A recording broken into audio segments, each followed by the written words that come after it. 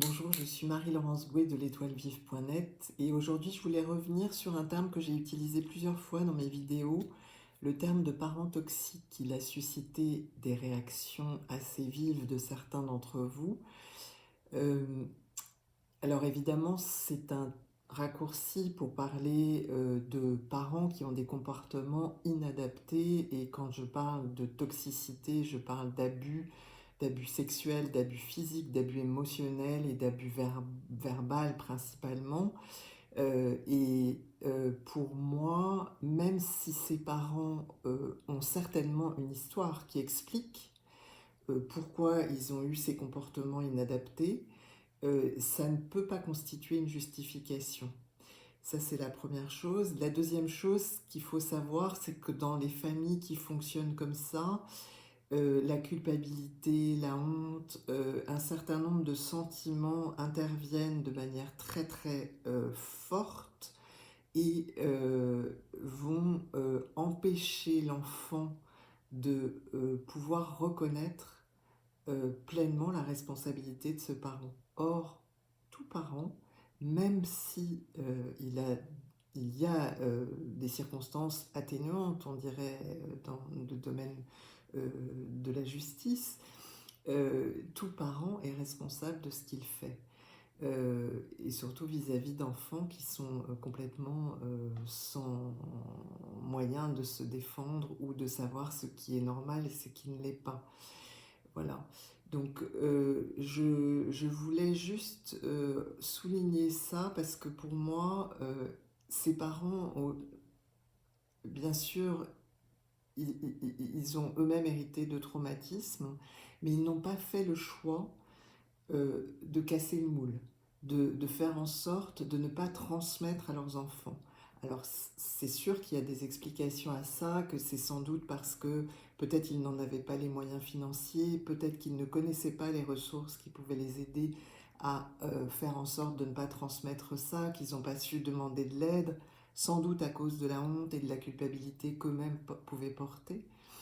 Peut-être aussi tout simplement qu'ils n'avaient pas la conscience de leur propre dysfonctionnement, mais ça ne rend que encore plus remarquable le fait que leurs enfants soient capables de remettre en question ces comportements et de ne pas avoir envie de les transmettre à leur tour, et que leurs enfants que j'accompagne, souvent adultes, euh, euh, s'engagent dans un travail de remise en question d'eux-mêmes, de remise en question de,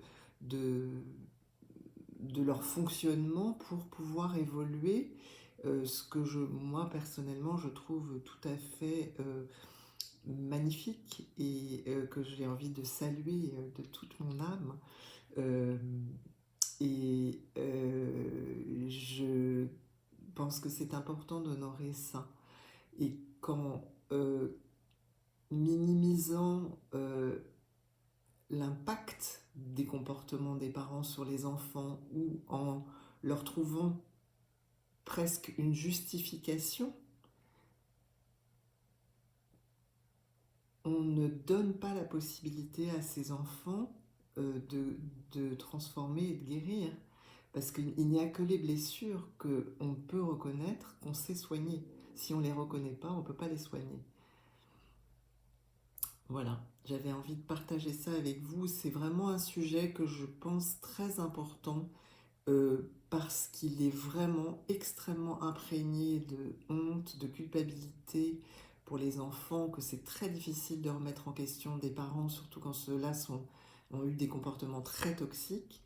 Et même si ces deux mots sont bien sûr très réducteurs et ne reflètent jamais la complexité des situations ni leur subtilité, je pense que pour beaucoup d'enfants qui ont été élevés dans des familles très dysfonctionnelles, euh, c'est une voie d'accès et c'est une façon de mieux comprendre ce qui leur arrive.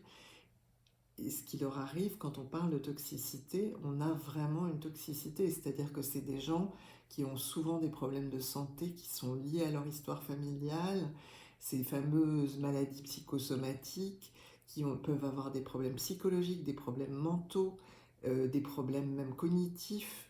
Donc c'est vraiment pas quelque chose qui n'aurait un impact que dans l'imaginaire. Voilà. Je vous remercie de m'avoir écouté, merci de vos réactions. N'hésitez pas à commenter et à regarder sur mon site l'étoilevive.net ce que je propose. Je propose entre autres un travail en constellation familiale où on adresse justement ces questions de traumatisme qui se transmettent de génération en génération en cascade comme ça. Et voilà, voilà. Je vous dis à bientôt. Merci.